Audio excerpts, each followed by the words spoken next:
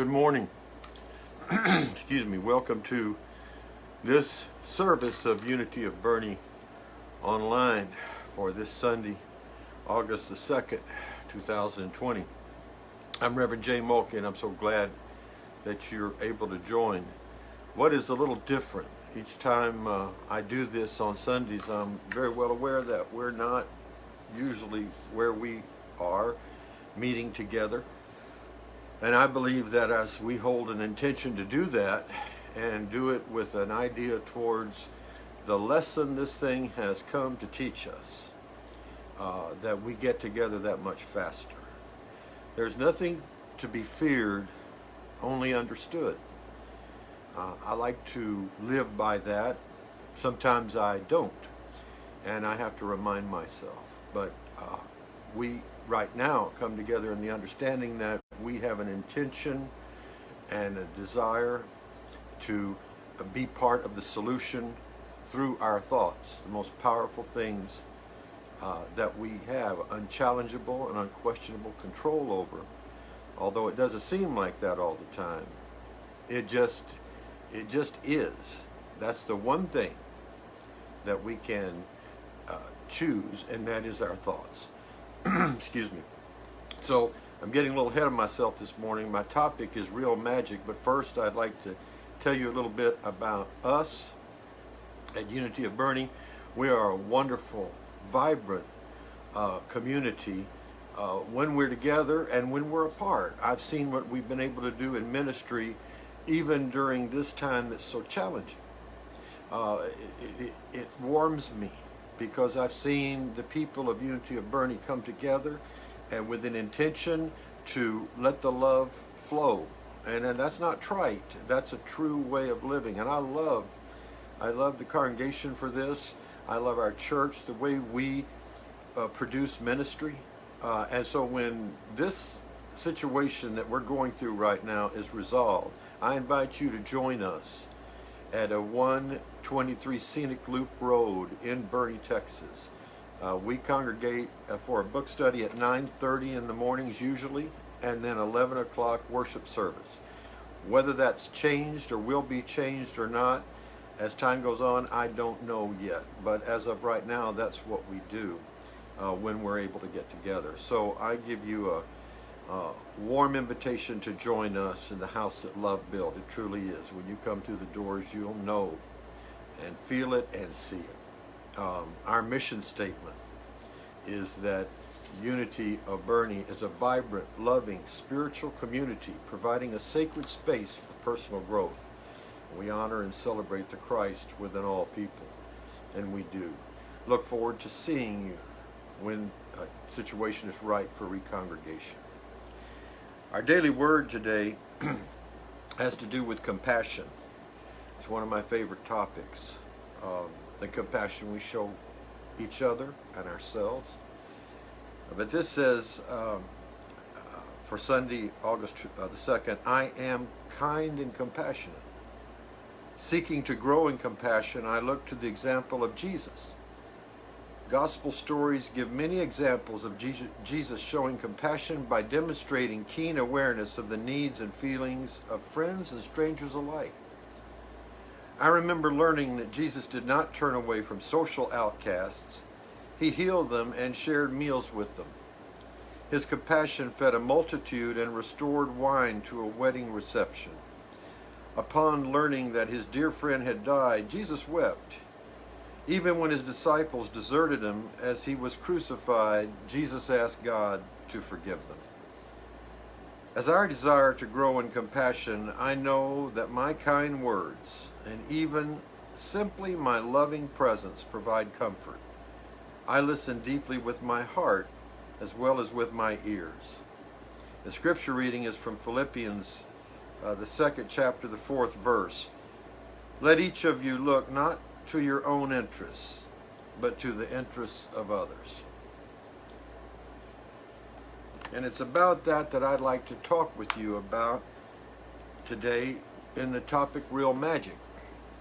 You know, I think we all love to see magic tricks performed. I remember when I was younger, I loved to see David Copperfield seemed to make a car disappear when he pulled a curtain back. Or I think he even made the Statue of Liberty disappear. It really didn't, but it was just fascinating to watch. But when I entered ministry and I began thinking things that were of a more spiritual nature and what I wanted my ministry to be like, I wondered what real magic was, because I had read a book by Dr. Wayne Dyer in 1992 called Real Magic, in which he spoke a lot about what I'm talking about right now, which is the ability to see in the commonplace things that are magic that we take for granted. For example, our heart beats without our conscious control. We breathe in, we breathe out, we wake up, we go to sleep. These are things that we can't see that are working for us at 24 hours a day. It's magic that we're even here. When you stop and think about the world, the size of it, this solar system, but we're here, and we're here on purpose. I'm getting a little ahead of myself, but this is a topic that excites me greatly, because when we think about magic, we think about sleight of hand and these kind of things that are fun to look at, but I'm talking about something that's very deep inside. When I first entered ministry, one of the things that we learned in seminary training was the difference between love, the different kinds of love. That was always a little unusual to me, but I guess it was something we needed to learn. The professors talked about filial love, agape love, and eros love. In other words, three definitions for one emotion. And I guess for the relative experience we're going through, we need to have that distinction. But I think love is love. I think that it's the same force, and it's put in different ways for different things. You may love a movie, you may love a place, you love a person. Same emotion, maybe more of to one thing than another, but it's the same thing. But in theological circles, sometimes we have to divide things up. And even after the love was divided up, there was the grace that's going to save you, which was prevenient, justifying, and sanctifying. And I thought, boy, we're analyzing things so much. And you know, I've heard it said analyzing is a violent action. You have to tear it apart. I like to see things holistically, and I bet you do too. The holistic way of saying, I am one, the world is one, our experience is one, with different individuations. So each of us have our own way of looking at the world and loving the world, but it's pretty much the same thing. And to be in this world is to experience certain things that perhaps are native to our humanness. And I believe our humanness is just one side of, let's say, an octagon of the truth, the tip of the iceberg. Because a human without thought is really nothing. So you're thinking all the time, you're believing, you're feeling. These are things that are products of the life force. The real magic I'm talking about is what you do with your thoughts to yourself and to somebody else. I guess there are times that I have hammered that subject because I believe it so much, because I believe it's going to heal us ultimately. The oneness that we have to encompass and represent, and put aside the egoic idea of separation from one another. Now, I don't mean that we give up personal boundaries. These are necessary and part of life. There was proper boundaries in relationships, but understanding that we are part of a common flow of life, and that we rise together or we sink together, and we do that according to our understanding of truth. I don't perhaps need somebody to understand it just the way I do. That's why love is so wonderful, because it binds us together above artifice, above these things that have come, that would divide us. We've divided ourselves denominationally. racially, socially, politically. We've found about a million ways, I know that's hyperbole, but to divide us. And I think that we want, down deep, we really want to be united. We want to be loving in a way that makes a difference in the world, more than just saying, I love my brother. How do I show I love my brother or my sister? What does that mean? Well, you have to first show it to you, and I've said that before. The real magic is a changed mind. A Course in Miracles says it very well. The most holy place in the world is where an ancient hatred has been healed. And I like to bring it down to the two emotions being primary, love and fear. So everything that isn't love is fear. And so if you look at it in that way, you can see that there's really only one demarcation. And even when you're fearful, you're using love in another way. You're using the life force in another way. We change our minds. That's the magic. The magic is that we can let down our guard, let down our precious darling opinions about the way things have been and should be, and be open to the now moment. Eckhart Tolle talks about that in his book, The Power of Now. One of the reasons that I have great respect for his work, because he talks about the inherent and the unique oneness of us all. There's not much in the human story that hasn't been replayed over and over again. But when it happens to us, we feel that it's very personal. And when we take some things personally and internalize them from what's going on outside, and we pull ourselves down, we feel badly about it, then we are being in the world, and the world is being in us. But we're told to be in the world, not of the world. And that's a subtle distinction to me. It means that we walk through our lives with the practical things that we have to do and the things that are part of being human, but we are aware that we are attached to and loved by an everlasting love that has given us principles of truth to hold on to in the good times and the hard times, the dark times. And we all have them. That's part of life. You know, it's said that we get one thing fixed, and in the next, in the boat of life, one thing fixed, and then the next to pop a hole and another bit of water comes out, and you get that fixed and another one, because that's the way life is. Extremely relative, and happens when we least expect it. But I want to talk about a peace that is yours all the time, that Scripture says passeth all understanding, or that the Hindu scriptures had talked about as the ground of being if we remove ourselves, I'm paraphrasing, remove our opinions and ourselves from this. So I'm talking about being in touch with the flow. And you've heard that. They're in the flow. And things are going well. That's because resistance hurts. And what we resist tends to keep coming back. So I'm talking acceptance this morning in as being the real magic, more so than anything that is one event. I studied the scriptures, and I saw the miracles of Jesus turning water into wine, and all wonderful things. But I think the real magic that I'm talking about is a changed mind, a changed personality, and a realization of oneness with our brothers and sisters. And if ever it's needed right now, because there's so much to divide us.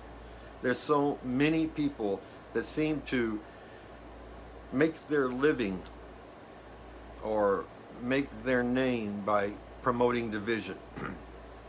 And sometimes maybe we've been guilty of it ourselves. When we get angry, real angry on the inside, sometimes it's because we're seeing a mirror of something that we may have done ourselves. You see, the way I look at this, and I see it too, is that life happens here for each of us. You can put your hands right here between your eyes. That's where life is lived. And we act like we are subject to and part of out there. And yes, we are in a relative way, but in our minds, we can hold a different intention. Intention being oneness, the real magic of coming together, of healing a hatred, of healing a breach, of healing an upset, and realizing, and this is tough, I admit it, most people are doing the best they can given their knowledge and awareness at the time. And I struggled with that when I first learned it. But I also realized that that's true. If people knew better, they'd do better. Many times. I'm not saying all that, but many times. I hope that you and me today watching this could set an intention that peace of mind will be our only goal. The Course of Miracles talks about this. Peace of mind. And what does that mean? To cut away psychic surgery, so to speak, to cut away those things that have hurt us, that have been things that we've held into ourselves, and before you know it, they become part of you. If you're not careful, and it happens, you can become part of the thing that you don't want to, simply by assent, simply by concentrating on it, by thinking about it, by going through it in your mind. It becomes a part of you instead of something to observe. The real magic that I'm talking about heals. It heals on the inside everything unlike itself.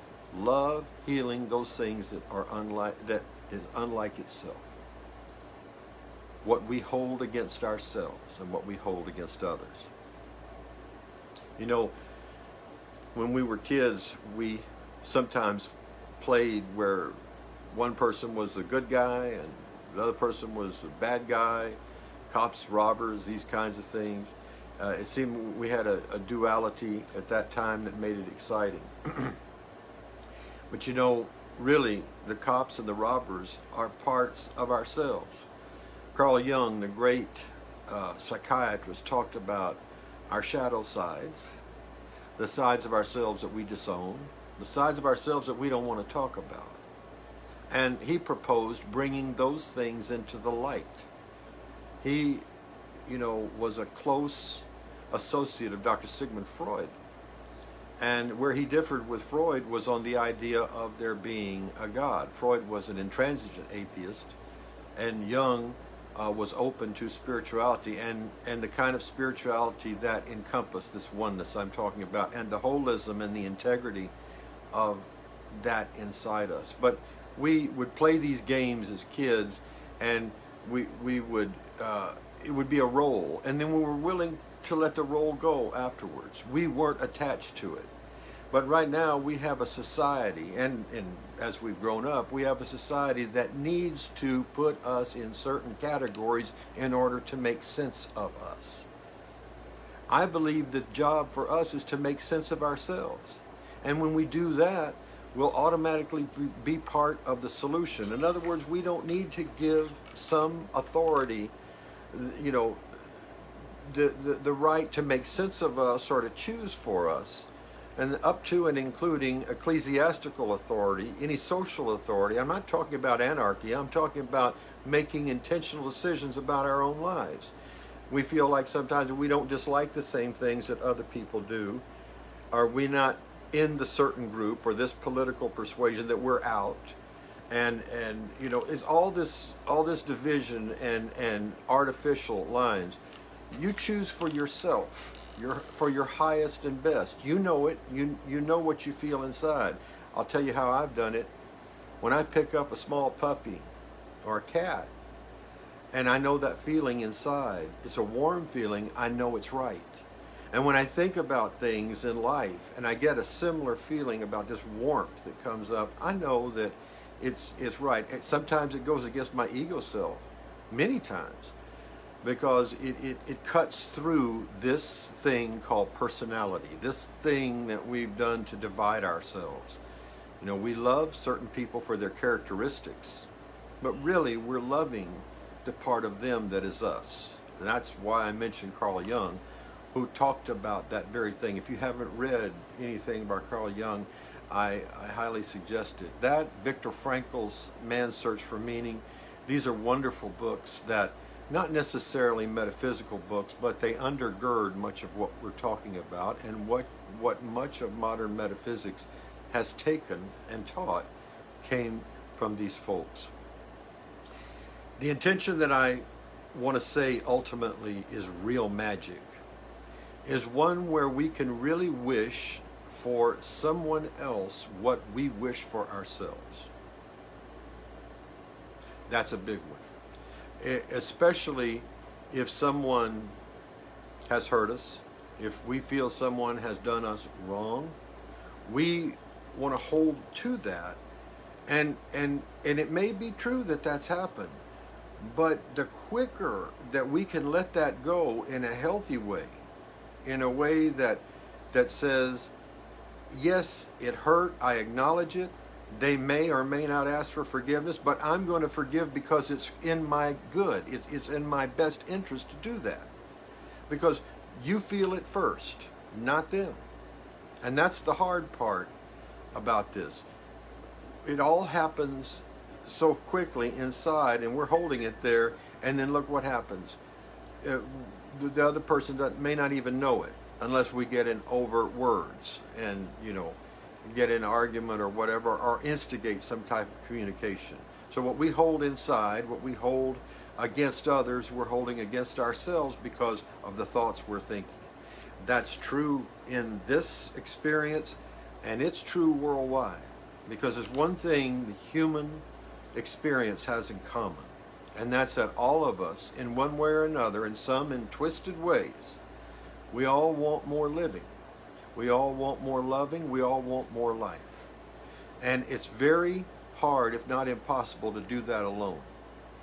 And that's why I believe, to be part of the solution, we have to let go some cherished assumptions, but holding on to love as the penultimate of the zenith of the best that life is, which is love, which is consistent love. It comes through us every day, through our bodies and our minds. It's what we do with it. It's how we take and use the force, the power, against ourselves or against other people. This pandemic has taught me the value of cooperation. I'm sure you feel the same way. All of us are asked to cooperate in healing right now while this thing plays out. And one of the things that I wanted to say about it is that, some people say, well, I don't know why it's come, and I don't know its reason for being here. But I've thought about that, and I offer maybe a thought you've had yourself. I'm wondering if it isn't trying to teach us ultimately cooperation and love. It's as if we've divided ourselves so much in so many ways, and gotten ourselves in so many corners, and staked our opinions so definitely, that's as if it's the universe has said, okay, you want to separate, I'll show you how to do it. I don't know that. I only offer it as a theory. But the cooperation with one another during this time, we're forced to, for our own safety. See how that works? We're cooperating still. We put the mask on, we do the hand sanitizer, we do the distance for our own safety and of the safety of others. So see, it still brings it back to us. And there's some people that don't want to do those things. They resent wearing the mask or whatever. And that has its consequences. But ultimately, I believe that this teaches us tolerance. And I don't just mean tolerating. I mean true tolerance that says, I'm going to love you even if you disagree with me.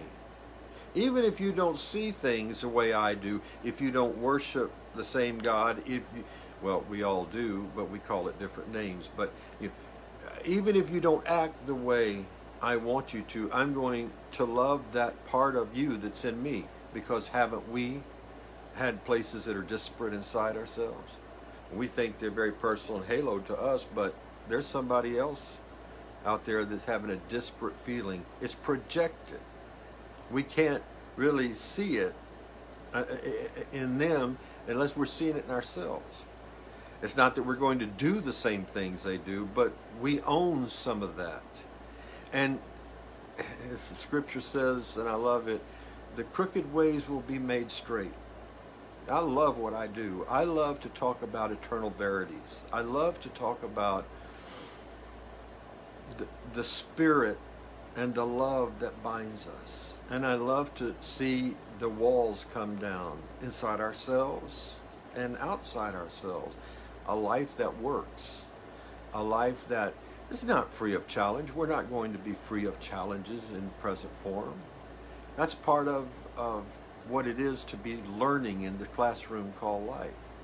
Well, what it means, the real magic I also talk about, is the fact that we've got a presence with us and a power with us, available to us, night and day, that we can turn to. Lord knows I've done it myself. There have been times that I've sat back and said, Spirit, I've come to the end of my own understanding in this particular situation. And I ask you to guide me into the flow of love and understanding when I let myself move away. And it happens. Life is very real, but there's something that's more real than what you're seeing. What's behind your eyeballs? What's inside you? How you react to those who don't necessarily do it the way you want to. Wouldn't it be a mundane world if we all did things the same way? So the individuality that I'm talking about is not, you don't have to give up personal preference, but it means giving up the feeling of separation to those that are outside of you. And then I believe we get the lesson of what this thing has come to teach us. This, it's called coronavirus. You know, the old-time metaphysicians said, don't name it, because when you name it, you claim it and you own it. I still work with that. But whatever you want to call it, it's here. And I believe it's here until we learn its lesson. Because I believe spirit is above all appearances. I believe that heaven, order is heaven's first law. And I believe that everything that we go through, we're meant to grow through. I believe that the universe is rigged for our good, ultimately. I believe this, and I hope that I help facilitate that belief in others. And I believe in new beginnings, in a new life, in a new way of relating, a new way of being, and recognizing that cooperation, acceptance, and oneness is the way we're going to make this work. And as I said, there's some people who don't like to do that. But the more that we do it, the more life is going to work. Why do I know that? Have you ever seen any time when people were in concord in the positive way? For instance, and I don't mean to be political here, but the nonviolent, non-resistant protests in the 60s for racial justice. No violence. Dr. Martin Luther King abhorred that and showed a nonviolent, non-resistant, but truth-filled walking forward with truth as his banner. We honor that because we know that he was part of the solution. But we also know that those that act negatively and violently and hatefully and hurtfully, and things that hold us back, because then we have to say, gosh, I wish that didn't happen, and then we judge it. And when Jesus Christ says, judge not that you be not judged, I don't think it meant saying something that's bad is good, but saying that I put my love around the situation. I may not understand why it's happening, but I'm going to put my love. My intention is to put my love around that situation, even though I don't understand it. And then you're part of the cosmic oneness that I talk about, the collective love. I call it, well, I don't, but there's the idea of the Akashic records, which is a metaphysical term for every thought that's ever been thought since mankind or humankind began thinking, and that those thoughts are part of, when we think today, we're tuning in to live thoughts that were before us. It gets a little convoluted, and I might do a class about it because I think it's interesting, but we're thinking, we're tuning in to everybody who has similar thoughts that we do. So the more that we reach a critical mass of positivity and love and wonder, the quicker we heal. And if we do it inside through acceptance and love and understanding of ourselves, we have that to give on the outside. I hope that this morning you'll understand the real magic is not something that's out of this world that you see with your eyes, and now you see it, now you don't. That's fun. That's things we've all liked to see. The real magic, changed heart, changed mind, and the ability to step back and say that maybe my cherished assumptions about things may not be exactly the way it is. And that through meditation, through visualization, contemplation, we can step back and be quiet on the inside and see what Spirit has to teach us. Because Spirit is always available. Christ Jesus said, "Behold, I stand at the door and knock." Well, it means that is the divine discontent we feel inside. We want to be part of that. We want to have that love come in and be with us. All we have to do is allow it. All we have to do is be willing, just be willing, and watch what happens. You know, I love each and every one of you. I miss you.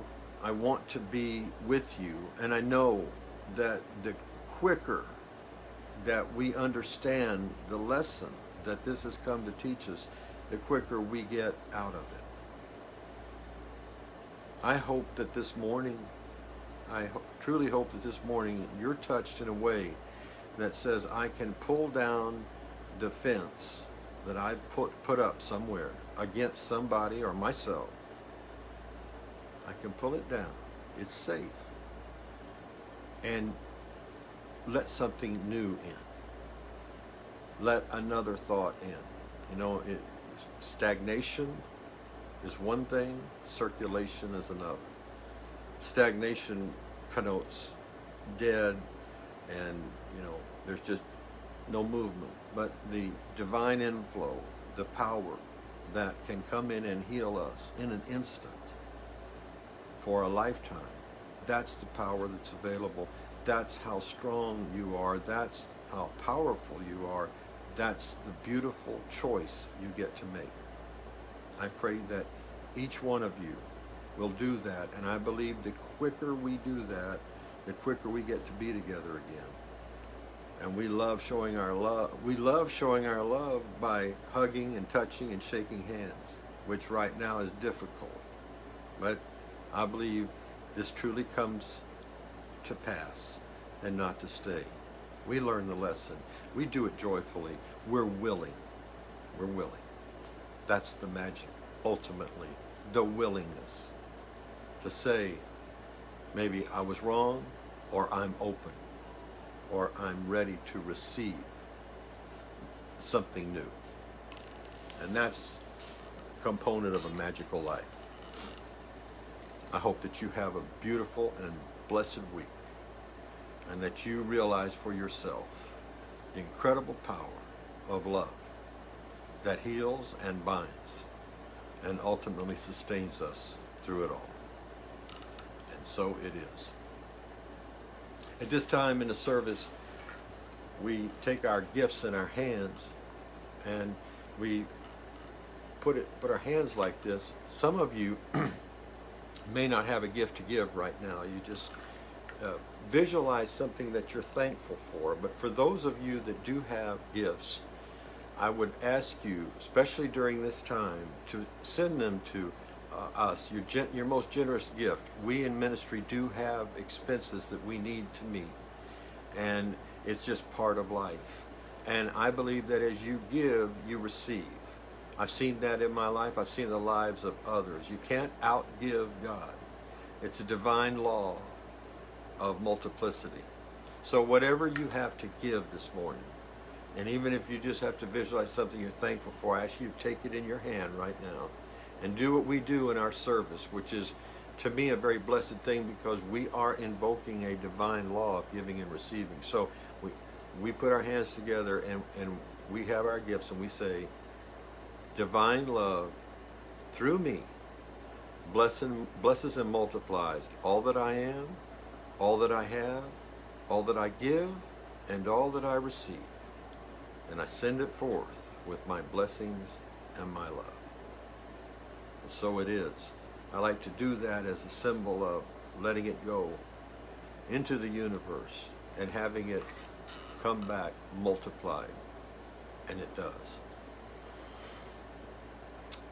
I'd like to also say that if you need prayer, if you need resources, Unity of Bernie stands ready to do what we can do to help during this time.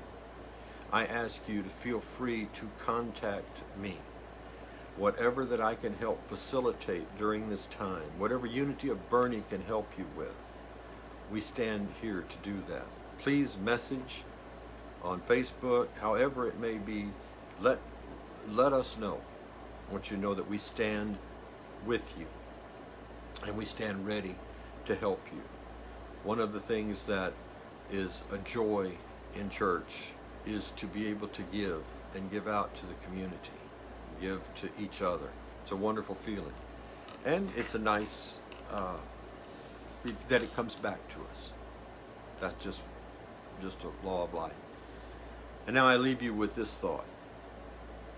This week, take something that you may have held for a long time, and you know it's not for your good. Maybe you don't have it. Maybe you do.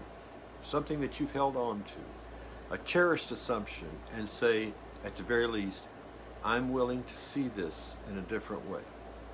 I'm willing to see this a different way. You don't have to change your mind right away. Just be willing, and then watch what happens.